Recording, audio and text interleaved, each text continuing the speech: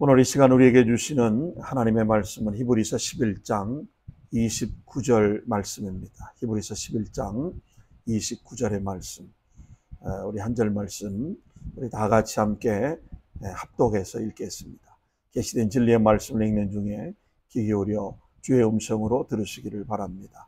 히브리서 11장 29절 우리 같이 한번 합독하겠습니다. 믿음으로 그들은 홍해를 육지같이 건넜으나 애굽 사람들은 이것을 시험하다가 빠져 죽었으며, 믿음으로 그들은 홍해를 육지같이 건넜으나 애굽 사람들은 이것을 시험하다가 빠져 죽었으며. 아멘. 믿음 행전 시리즈 16번째 시간입니다.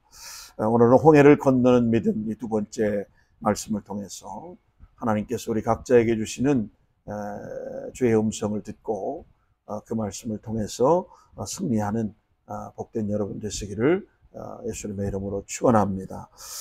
미국에 처음 와서 운전을 하다가 제가 막다른 골목, 길을 잘못 들어서 막다른 골목에 들어가서 당황했던 기억이 납니다.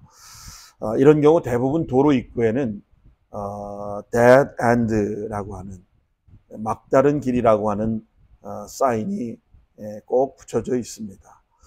이것은 no exit, 다른 길이 없습니다. 더 이상 길이 없습니다. 이런 사인을 여기다 붙여놓는 것이죠. 처음 가는 도로이고 지형 지물이 익숙치 못하다 보니까 아마 그 사인이 있었는데 그 사인을 못 보고 그냥 지나쳐 버려서 막다른 골목까지 가서 다시 돌아 나와야 하는 그런 당황했던 기억이 있습니다. 여러분, 오늘 본문에도 보시면 이스라엘 백성들 역시도 출애굽을 시작하고 가나안 땅을 향해 가는 여정 가운데 홍해 앞에 도달했을 때 그들이 길을 찾아봤지만 바로 앞에는 홍해가 가로막혀 있었고, 또 뒤에서는 애굽의 바로의 군대가 추격해오고 있는 그런 진퇴양난의 상황, 이런 아주 어려운 그런 상황에 그들이 부딪히게 된 것입니다. 앞에는 홍해 바다가 넘실거리고 있습니다. 뒤편에는 애굽 군대가 추격을 해오는 이러지도 저러지도 못하는 그런 상황 앞에 놓여지게 된 것입니다. 오늘 히브리서 본문의 역사적인 배경은 출애굽기 14장에 있습니다. 출애굽기 14장 2절 이하를 읽어보시면 하나님은 이런 이스라엘 백성들을 명하여 바다와 믹돌 사이에 장막을 치라고 말씀하십니다. 여러분 3절을 보시면 이 모습을 보고 이스라엘 백성을 추격하던 바로는 이스라엘이 이제 광야에 다 갇히게 되었다고 아주 좋아하고 있습니다. 여러분, 믹돌이라고 하는 말은 천연의 벽으로 된 요새를 말합니다. 원래 이 믹돌이라는 말이 요새 혹은 탑이라고 하는 그런 뜻을 가지고 있습니다.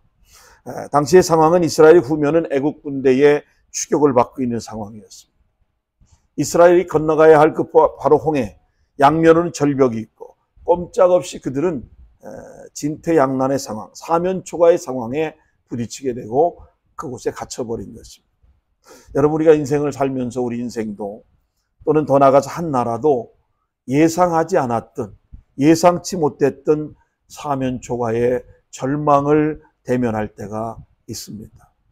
여러분 기억하십니까? 우리 대한민국이 IMF의 경제 위기를 당했을 때 제 기억으로는 1997년에서 2001년까지 약 한 4년, 5년 동안 굉장히 어려운 상황을, 굉장히 위기적인 상황을 보내야만 했습니다.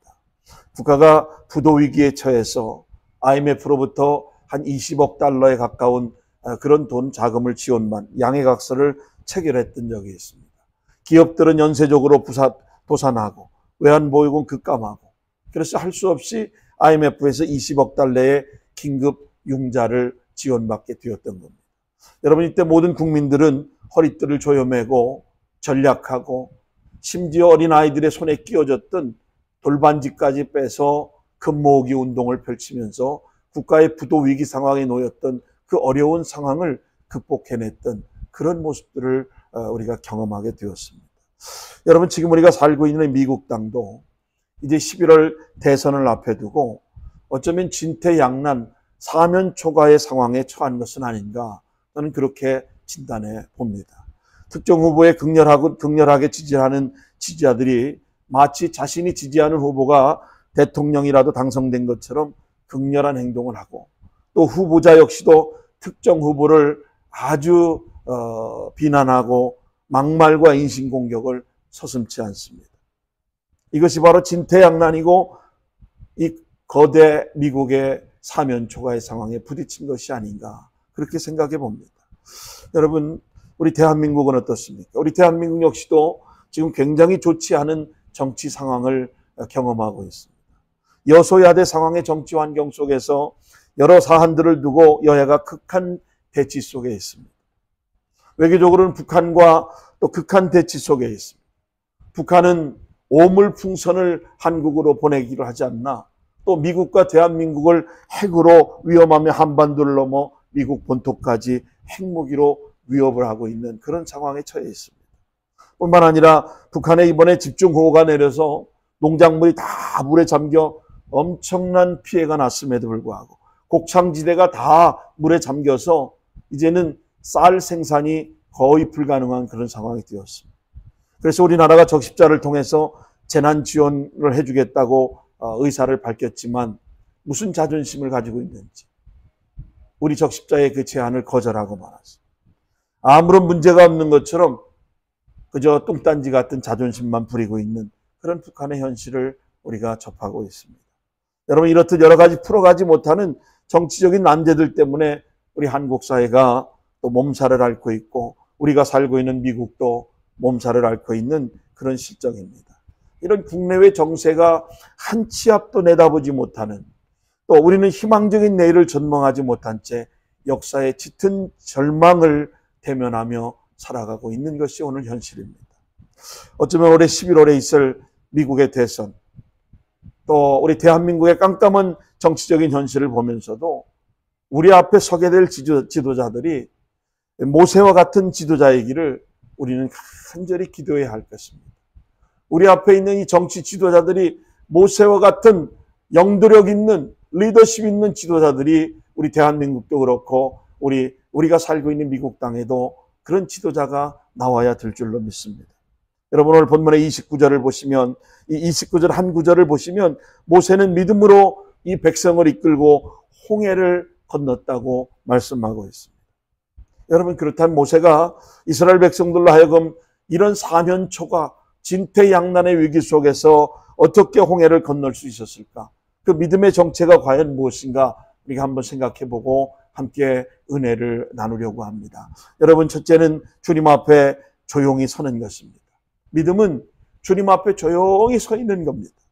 광야에 갇힌 이스라엘 백성들에게 애국 군대가 추격해 온다는 소식이 들려옵니다. 이제 이스라엘은 꼼짝없이 광야에서 다 죽게 된 것입니다. 여러분, 이때 이스라엘의 반응은 어땠습니까? 여러분, 출애굽기 14장 10절에 그 반응이 기록되어 있습니다. 바로가 가까워올 때 이스라엘 자손들이 눈을 들어본 즉 애굽 사람들이 자기 뒤에 미친지라 이스라엘 자손이 심히 두려워하여. 어떻게 했다고요? 심히 두려워했다. 이스라엘 백성들이 그런 진퇴양난의 사면초가의 상황에 부딪혀 있을 때 심히 두려워했다는 겁니다. 자, 그 다음 절을 보시면 불평과 원망이 시작됩니다. 애굽에 매장지가 없어서 여기까지 우리를 인도하여내서 여기서 죽게 하려느냐, 원망하고 불평합니다. 이스라엘 백성들은 하나님을 원망하고 지도자 모세를 원망하기 시작했어요. 이때 하나님이 모세를 통해서 이스라엘에게 주신 첫 번째 처방이 무엇입니까? 출애굽기 14장 13절 14절을 보십시오. 모세가 백성에게 이르되 너희는 두려워하지 말고 가만히 서서 여호와께서 오늘 너희를 위하여 행하시는 구원을 보라. 너희가 오늘 본 애굽 사람을 영원히 다시 보지 아니하리라. 여호와께서 너희를 위하여 싸우시리니 너희는 가만히 있을지니라. 모세가 백성들에게 말합니다. 두려워 말고 가만히 서서 여호와께서 오늘날 누구를 위하여? 너희를 위하여, 이스라엘을 위하여, 오늘 저와 여러분을 위하여 행하시는 뭐를 보라는 거예요? 구원을 보라는 거예요. 오늘날 본 애굽 사람 또다시 너희가 영원히 보지 못하리니 여호와께서 너희를 위하여 싸우시리니 너희는 가만히 있을지니라. 여러분, 여기 두 번씩이나 강조된 문장이 있습니다. 가만히 있으라는 겁니다. You need only to be still. 가만히 있으라는, 제발 조용하게 머물러 있으라는 겁니다. 주님 앞에 원망하고 불평하지 말고 가만히 머물러 하나님의 역사를 보라는 겁니다. 그러면 너희를 구원하실 뿐만 아니라 다시는 이 애굽의 사람들을 너희가 보지 못하게 될 것이다. 하나님이 약속의 말씀을 하신 것입니다. 우리 인생의 어떤 문제 앞에 우리는 오늘 이 본문의 말씀을 교훈 삼아서 문제 해결의 실마리를 여러분 찾아갈 수 있게 되기를 주님의 이름으로 축원합니다. 가만히 있으라는 겁니다. 원망하고 불평하고 자기 생각을 고집하고 자기 주관적인 생각들을 말하지 말고 가만히 있으라는 겁니다. 근데 인간의 본능적으로 위기를 당하고 위기를 느끼면 위기를 경험한 그 위기를 벗어나기 위해서 자신만의 몸부림을 칩니다. 그러나 여러분 기억하십시오. 종종 우리의 몸부림은 스스로 그 문제를 더 혼란스럽게 만들고 더 절망스럽게 만들어 버릴 수 있다는 사실입니다. 마치 수영을 못하는 사람이 물에 빠지면 살고자 발버둥 치는 것이 본능적인 마음이에요. 살려고 발버둥 치는 것이 이게 어쩌면 인지상정, 인간의 모습입니다. 물속에서 발버둥 치면 칠수록 결국 물속에 빠져 들어가게 되는 겁니다. 여러분 이게 원리입니다. 여러분 이때 먼저 우리가 할 일이 뭐예요? You need still. You need only to be still. 가만히 있으면 되는 겁니다. 가만히. 조용할 줄 알아야. 여호수아 군대가 초롱성과 같은 여리고성을 무너뜨릴 때도 6일 동안을 아무 말하지 않고 성을 돌았습니다. 하나님이 말씀한 대로 성을 돌라고 한 대로 순종했어요. 그리고 마지막 7째 날이 될 때 나팔을 불고 항아리를 깨뜨리고 큰 우레와 같은 함성을 외치며 마지막 7번째 바퀴를 도는 순간 초롱성과 같은 그 여리고성은 다 무너져 내리고 말았습니다. 전쟁은 여호와께 속한 것입니다. 결코 내 힘이나 능력이나 경험이나 어떤 재주로 승리할 수 없는 겁니다. 역사의 주관자 되시며 인생의 생사화복을 주관하시는 하나님의 능력이 이 모든 비결이 있는 줄로 믿으시기 바랍니다. 여러분 제가 초등학교 시절에 막내 누이가 대천에 살았는데 방학 때에 대천에 놀러 갔다가 조카들과 함께 대천 해수욕장에 갔다가 그곳에서 물놀이를 하다가 내가 물에 깊은 곳에 빠져서 허우적거렸던 적이 있습니다. 저는 이때 순간 너무 당황하고 바닷물을 먹으면서 점점 몸이 바닷속으로 빠져들어가는 그런 위급한 상황이 있을 때 막 나도 모르게 발버둥을 치면서 살려달라고 소리를 쳤습니다. 라이프 가드가 저 먼 곳에서 아마 저를 지켜봤던 것 같아요. 호루라기를 불면서 순식간에 구조요원이 보트를 타고 제 앞으로 딱 오더니 로프 하나를 딱 제게 던져주었습니다. 그리고는 가만히 있으라는 거예요. 힘을 빼라는 겁니다. 근데 그 얘기를 들으면 들을수록 힘을 빼는 것이 아니고 더 살려고 발버둥을 칠 때 그 로프를 붙잡고 결국 구출이 돼서 살아났던 적이 있습니다. 여러분 전 그때부터 수영에 겁을 먹게 되고 물에 겁을 먹게 되었습니다. 한 가지 저는 그때 분명하게 배운 사실은 살려면 힘을 빼야 하는구나. 가만히 있어야 사는구나. 물속에서 저는 그 사실을 경험했고 배우게 되었습니다. 우리가 미성숙한 어린이들처럼 그 어린이들을 관찰해 보다 보면 그 특성이 가만히 있지를 못합니다. 이것은 영적으로도 마찬가지입니다. 우리가 영적으로 성숙하다고 하는 것은 가만히 있는 것을 배우는 겁니다. 이 가만히 있는다고 하는 것은 내가 활동하지 말라는 것이 아닙니다. 가만히 있으면 모든 불안과 불평을 잠재우는 영적인 침묵인 것이고 잠자던 깨끗한 마음을 다시 일깨우는 그런 성찰이라고 하는 겁니다. 말을 넘어선 말 없는 침묵의 기도라고 하는 사실을 여러분 아십니까? 이것이 바로 하나님을 바라보라고 하는 신뢰의 연습인 겁니다. 하나님을 묵묵히 바라보는 위급할 때 위기의 순간 앞에 당황하지 말고 침묵하며 하나님을 바라볼 수 있는 그런 신뢰의 훈련이 우리에게 필요하다고 하는 겁니다. 우리 신앙의 선배들은 이런 훈련을 솔로튜드라고 하는 독거 혹은 고독이라고 불렀습니다. 이런 독거의 시간, 이 솔로튜드 할 수 있는 이 침묵의 시간, 독고의 시간, 또 캐톨릭에서는 이것을 피정이라고도 하고 퇴수라고도 하는데 우리가 리트릿 할 수 있는 이런 시간이 필요한 겁니다. 잠시 그 복잡한 상황과 정신적인 거리를 두고 잠시 물러가 우리의 영혼을 쉬게 하고 하나님을 바라보는 시간을 갖는 것, 이런 시간이 우리에게 필요하다고 하는 겁니다. 여러분, 그러므로 여러분의 인생에 진퇴양난 혹은 사면초가를 만나시거든 제발 하찮은 사람의 도움을 구하려고 뛰어다니지 말고 하나님 앞에 You need only to be still, 가만히 서서 하나님이 일하심을 묵도하는 오늘 저와 여러분 될 수 있기를 주님의 이름으로 축원합니다. 제발 입을 닫으십시오. 대신 우리의 마음을 여십시오. 복잡한 상황만 주목하지 말고 이 상황의 건너편에서 기적을 준비하시는 하나님의 미소를 만날 수 있기를 바랍니다. 이스라엘 백성이 기적을 경험하기 전에 먼저 배워야 했던 것이 바로 이것이었습니다. 역사의 주인이신 그분 앞에 조용히 머물러 서 있는 일이었습니다. 또 하나는 믿음은 하나님의 음성을 듣는 것입니다. 믿음은 하나님의 음성을 듣는 것입니다. 이스라엘 백성이 홍해를 건너기 전에 먼저 배워야 했던 교훈은 가만히 있는 것이었다면, 입을 다무는 것이었다면 왜 그렇게 해야 했을까? 단순히 쉼이 그 이후의 전부는 아니었습니다. 우리가 조용해야 하나님의 음성을 들을 수 있지 않겠습니까? 우리가 너무나 바쁘고 분주하고 우리 스스로가 문제를 해결해 보려고 바쁘게 분주하게 움직이는 한 하나님은 우리 스스로의 문제를 우리 스스로 해결하도록 그냥 지켜보실 수밖에 없다고 하는 사실입니다. 여러분 이해가 되십니까? 창조주이신 하나님이 우리를 위해 일하실 여지가 없으시기 때문입니다.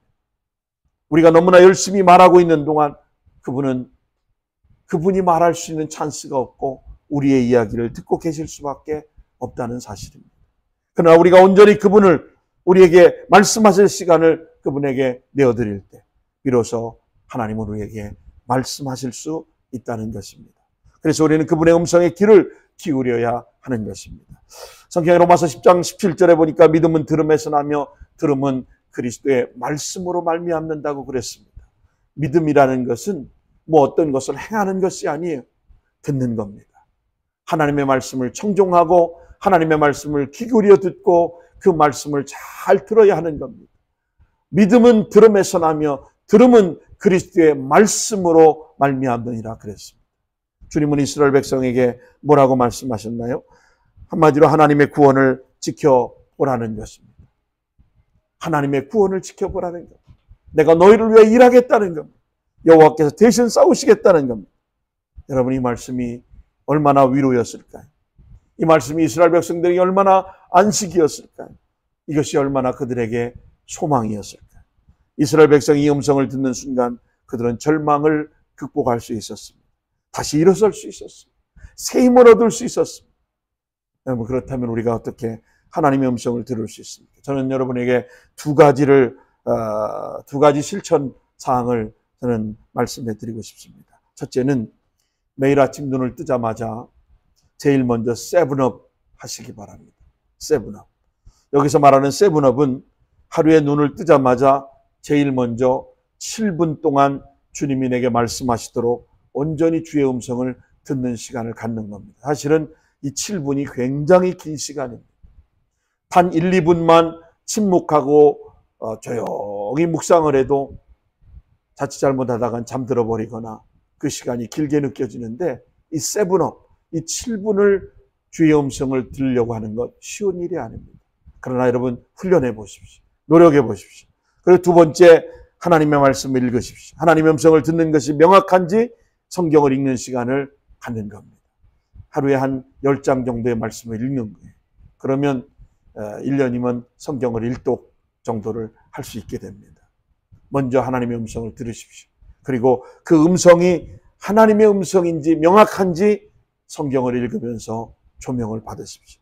성경을 읽으면 여러분 검증해 보는 겁니다. 그래서 때로는 우리의 영혼이 잠잠할 수 있다면 우리는 우리에게 직접적으로 말씀하시는 하나님의 음성을 들을 수 있는 겁니다. 제가 여러분에게 하나님의 음성을 듣는데 참고가 될 만한 몇 권의 책을 제가 추천해 드리겠습니다. 린 페인이라고 하는 분이 쓴 듣는 기도가 있습니다. 듣는 기도.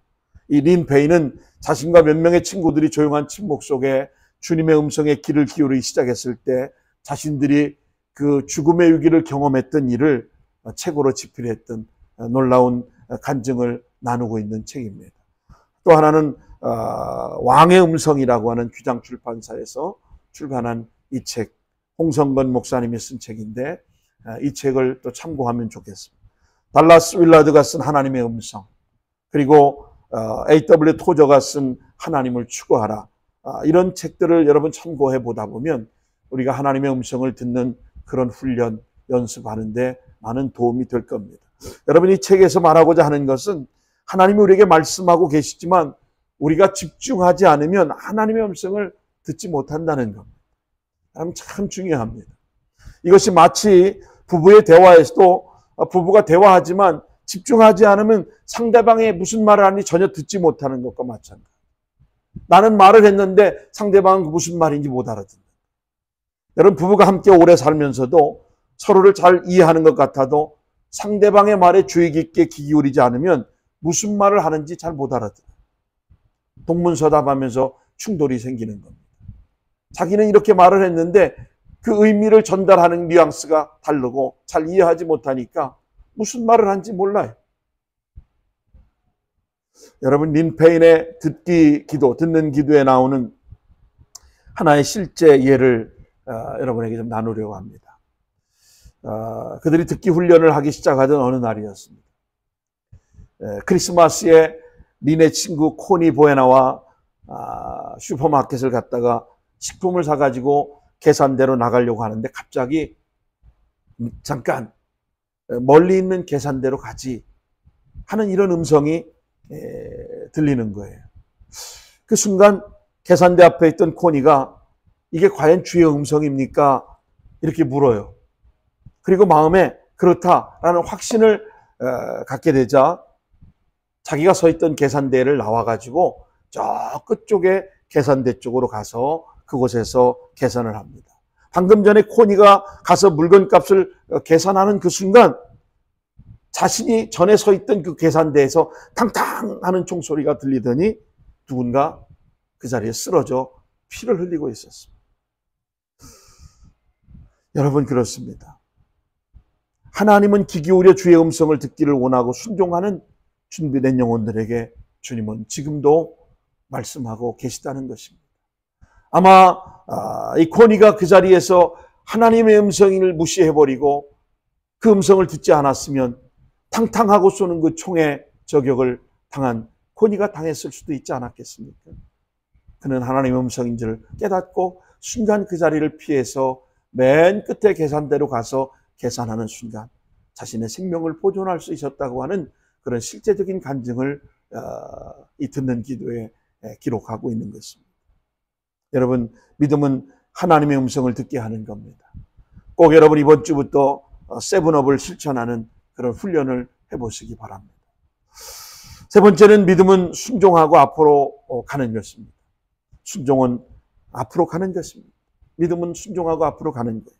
우리가 하나님의 음성을 듣는다는 것은 뭘 의미합니까? 그냥 계속해서 가만히 앉아 그분의 음성에 귀를 기울이는 것을 의미하는 겁니까? 그것만을 의미하는 것이 아닙니다.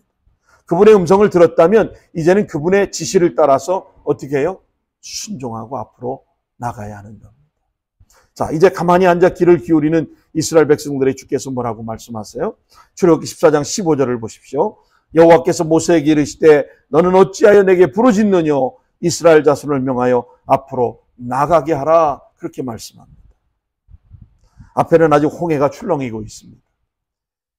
그러나 하나님 모세에게 자기 백성들에게 앞으로 나가게 하라고 하는 하나님의 음성을 들은 것입니다. 홍해가 갈라진 다음에 나가라고 말씀한 게 아닙니다. 홍해가 갈라질 것을 믿고 나가라는 겁니다. 갈라질 것을 믿고 앞으로 발을 내디디라는 겁니다. 여러분 16절에 그리고 앞으로 나가면 지팡이를 든 채 손을 바다 위로 내밀라고 말씀합니다. 자, 16절 보시죠. 지팡이를 들고 손을 바다 위로 내밀어 그것이 갈라지게 하라. 이스라엘 자손이 바다 가운데 마른 땅으로 행하리라. 할렐루야. 그 손이야말로 믿음의 손이요, 순종의 손이요, 하나님의 손이었던 겁니다. 믿음으로 순종하고 앞으로 나가라는 겁니다. 여러분, 그렇습니다. 믿음은 순종하는 것이고 전진하는 것입니다. 여러분, 순종에는 그래서 결단이 따르는 겁니다. 다시 말해서 죽음을 각오하는 순종이 필요한 거예요. 한 발 내디디면 당장 넘실대는 그 홍해 바다에 빠져 죽을 것 같은데 믿음으로 발을 내딛는다는 것, 여러분, 이것이 순종 아니겠습니까? 이것이 결단이 필요한 게 아니겠습니까? 죽음을 각오한 순종이 요구되는 것 아니겠습니까? 피터 마샬이라고 하는 목사님이 계셨습니다. 그분이 해군사관학교 군목으로 임관되어 가던 날 사관학교 교정에서 신앙생활에 가장 훌륭한 교훈을 배울 수 있었다고 그는 회고했습니다. 방금 사관학교에 들어온 신입생들을 대상으로 장교 한 분이 사관학교 수칙에 대하여 강의를 하고 있었습니다. 15가지 정도의 수칙에 대해 설명한 후 그 장교는 이렇게 학생들에게 말했다고 합니다. 자, 여러분, 이제 15가지 수칙을 반드시 기억하고 따라야 합니다. 그러나 당장 이 15가지를 다 기억하지 못해도 여러분 걱정하지 마시기 바랍니다. 지금 제군들은 날마다 가르칠 교관의 지시에 따라서 순종하겠다는 결심만 확고하다면 되는 것입니다. 알겠습니까?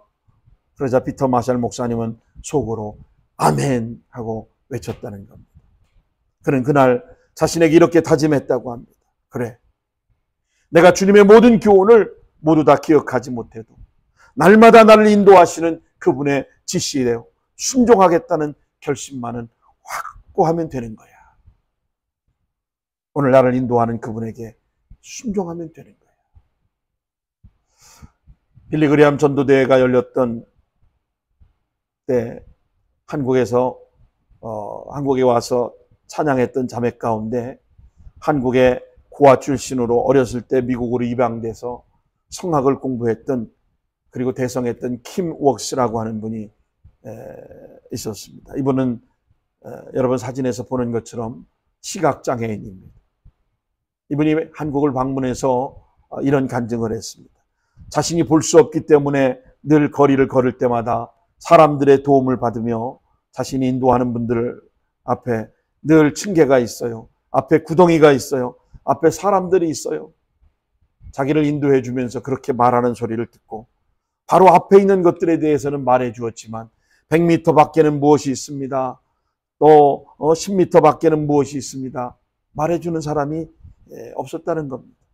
그런데 놀라운 사실은 자기를 인도하는 그분의 손을 붙잡고 그분을 믿고 따르며 자신은 목적지에 안전하게 도착할 수 있었다고 하는 간증을 합니다. 여러분, 우리의 믿음의 삶도 마찬가지입니다. 우리가 앞으로 10년 후에, 아니 1년 후에, 아니 당장 내일 무슨 일을 당할지 알지 못하지만 지금 나를 인도하시는 주님의 인도를 따라 믿음으로 매 순간 순종하고 한 걸음 한 걸음 걷다 보면 홍해 바다도 지나갈 것이고 광야도 지나갈 것이고 마침내 하나님이 약속하신 약속의 땅에 도달하게 될 것입니다. 이런 간증을 남겼습니다. 사랑하는 여러분, 오늘 여러분 가운데 인생을 살면서 또 사업을 하면서 또 자녀를 키우면서 또 내가 이민생활하면서 진퇴양난 사면초가의 상황을 겪으며 홍해 바다 앞에 서 계신 분이 계십니까? 광야에 갇힌 바 되어 내 인생이 이제는 나갈 길이 없다고 느끼며 절망하고 한탄하고 계신 분이 계십니까? 나에게 더 이상 미래가 없어. 나는 끝이야. 절망하고 있는 분이 계시다면 여러분 먼저 주님 앞에 조용히 머물러 서십시오. 그리고 그분 앞에 여러분의 무거운 짐을 다 풀어놓고 그분의 음성을 들어보십시오. 그분이 말씀하시거든 홍해가 아무리 깊고 넓고 불가능의 강으로 보여도 하나님 말씀 앞에 여러분이 순종함으로 믿음의 걸음을 내어 디디십시오. 순종의 한 걸음을 내어 디뎌 보십시오. 머지않아 바람이 불어올 겁니다. 홍해가 갈라질 것입니다. 죽을 줄 알았던 보이지 않았던 그곳 홍해 한복판에 여러분 사막과 같이 걸어갈 수 있는 길이 열릴 것입니다. 당신을 죽여가는 바로의 군대는 결국은 그 물에 장사될 것입니다. 그때 여러분은 살아계신 하나님을 찬양하며 그 길로 약속의 땅을 향해 나아가게 될 것입니다. 이런 은혜와 승리의 삶이 여러분 모두에게 함께 하시기를 주님의 이름으로 축원합니다. 기도하겠습니다. 거룩하신 하나님, 우리가 인생을 살아가면서 사면초가의 상황, 진퇴양난의 상황이 닥쳐올 때 이 문제의 근원 하나님께 있다는 사실을 기억하고 홍해를 건너게 한 믿음의 정체를 확인하고 조용히 주님 앞에 서 있는 그런 우리가 되게 해 주옵소서. 하나님의 음성을 귀 기울여 듣게 하시고 순종함으로 하나님 앞에 나아가는 놀라운 기적을 경험하는 그런 복된 성도들 다 될 수 있도록 은혜 베풀어 주시옵소서. 감사드리고 예수님의 이름으로 기도하옵나이다. 아멘.